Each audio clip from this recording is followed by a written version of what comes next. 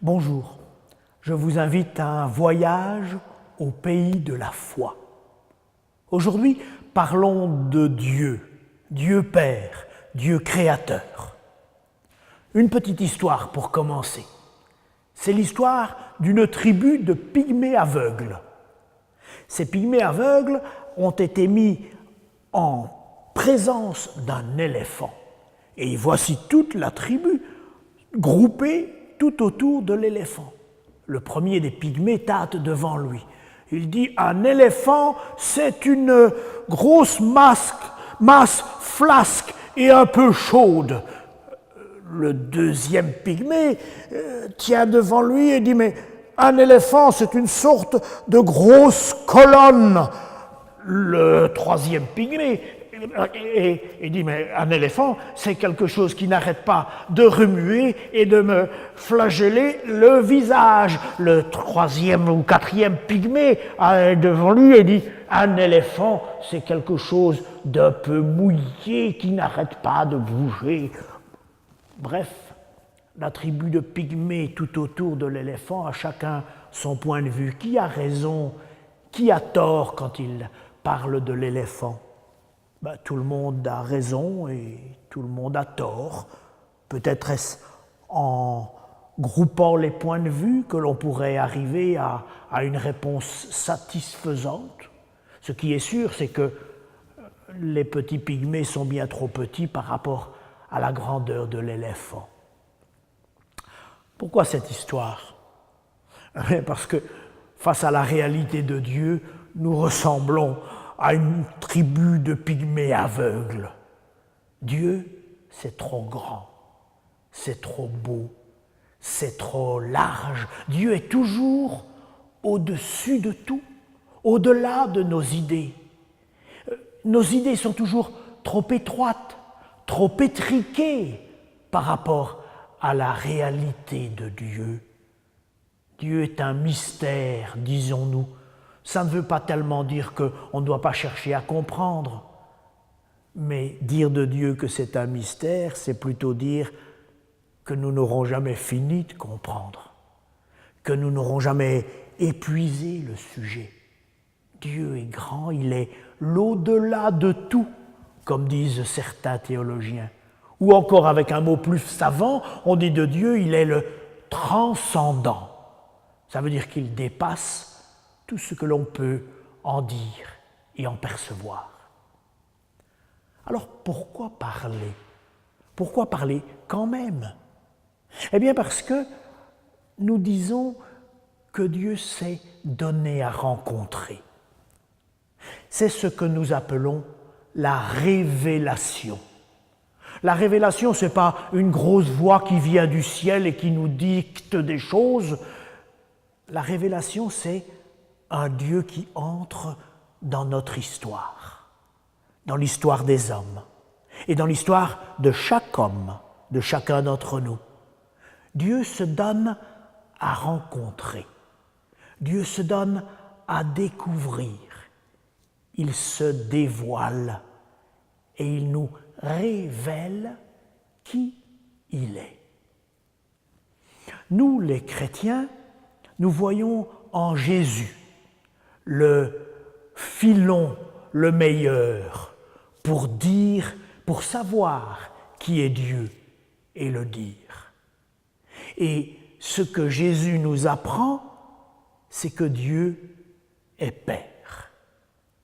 Ce n'est pas si commun que cela, vous savez, de dire de Dieu qu'il est Père. C'est bien quelque chose de particulier, c'est déjà dire de Dieu que Dieu c'est quelqu'un. Dieu n'est pas seulement une énergie vitale, une force cosmique. Aux yeux de notre foi, Dieu est une personne. Il a un visage. Et ce visage est un visage paternel. Dieu est Père. C'est important parce que ce visage de ce Dieu qui se révèle dans sa volonté d'amour, ce visage ne ressemble pas beaucoup, par exemple, au visage que nous dessinent les philosophes, ceux qui ont découvert quelque chose de Dieu à partir de leur intelligence. Le Dieu qu'ils nous proposent est triste, il est froid. Le visage de Dieu que nous apprend à connaître Jésus-Christ est un visage chaleureux, parce que c'est un Dieu d'amour. Dieu, Père, le mot suivant dans le credo, c'est le mot créateur. Il vient après Père.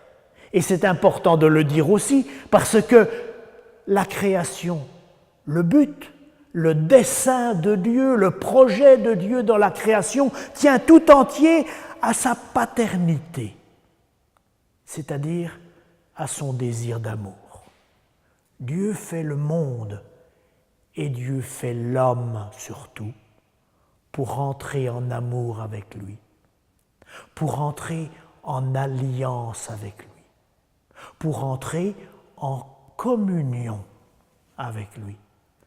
Tout est là et tout est dit de ce grand projet qui met l'humanité en route vers Dieu. La création est donc une œuvre en vue de l'amour. Et cela lui donne dès lors 3 caractéristiques. Si nous sommes créés pour l'amour, eh bien forcément, nous sommes créés différents et même à la fois. On aime quelque chose dans lequel on se reconnaît, mais en même temps, l'amour nécessite une altérité. Vous vous souvenez par exemple, les psychologues nous expliquent qu'un enfant peut se mettre à aimer sa mère lorsqu'il découvre qu'il n'est pas sa mère, qu'une sorte de distance est créée entre lui et elle. Eh bien avec Dieu c'est pareil. Dieu nous crée ressemblants, nous sommes consanguins, si j'ose dire, avec Dieu. Il y a entre lui et nous quelques atomes crochus. Souvenez-vous du récit qui dit « à sa ressemblance et à son image il le fit ». Mais en même temps, Dieu n'est pas nous et nous ne sommes pas Dieu.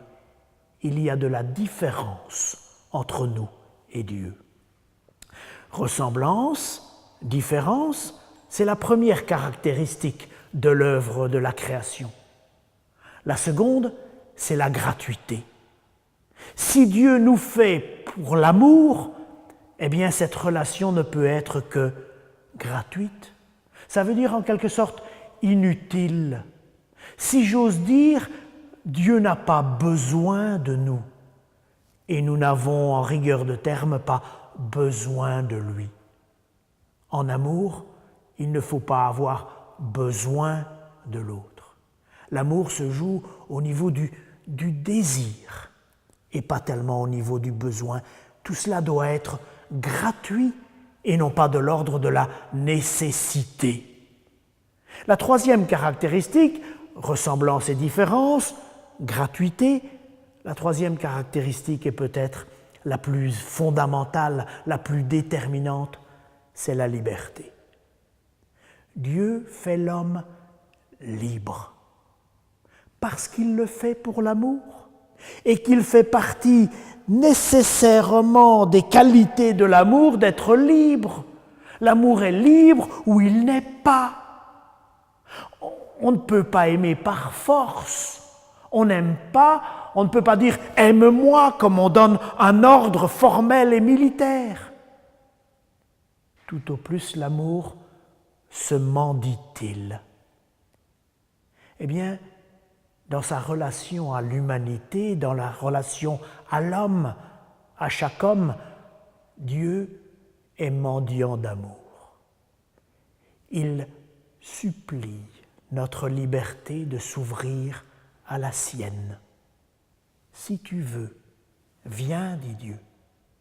Dieu propose une alliance à l'humanité, mais celle-ci doit être libre. Et Dieu fait donc, en faisant le monde, un grand pari sur la liberté, parce qu'il fait un pari sur l'amour. Lui est persuadé dans le fond de son cœur qu'il va gagner ce pari, que l'homme va répondre positivement à son offre, à son attente. Dieu propose son amour, mais ne l'impose pas et ne l'imposera jamais. J'aime bien cette page du récit de la Genèse. Vous vous souvenez, quand Dieu a fait l'homme dans un jardin, on imagine même ce jardin peut-être avec un banc public, tiens, puisque c'était fait pour se rencontrer, lui et nous, nous et lui, dans le grand jardin que Dieu prépare pour l'humanité. L'homme un jour fait la bêtise que vous connaissez, et puis il se cache. Alors on imagine Dieu, le récit nous montre Dieu cherchant l'homme dans le jardin. Il dit à l'homme, « Où es-tu » C'est le texte de la Genèse qui le dit. Hein, « Où es-tu » que certains ont interprété au sens courroucé, comme si Dieu, en sachant que Adam avait fait une bêtise, comme si Dieu voulait, je sais pas, le punir, lui donner des coups de martinet et qu'il arpentait le jardin en disant « Où es-tu que je te… » J'aime mieux lire dans ce « Où es-tu » une grande déclaration d'amour. Je t'ai fait pour la rencontre, je t'ai fait pour l'amitié, je t'ai fait pour la communion, mais où es-tu ? Et toute l'histoire de l'humanité et chacune de nos histoires, c'est l'histoire d'un Dieu qui nous dit « Où es-tu » Viens, il tend la main vers nous et presque suppliant, Dieu dit « S'il te plaît, fais alliance avec moi. » Vous vous souviendrez, Dieu est Père et il n'a qu'une hâte, c'est de lier sa vie avec la tienne.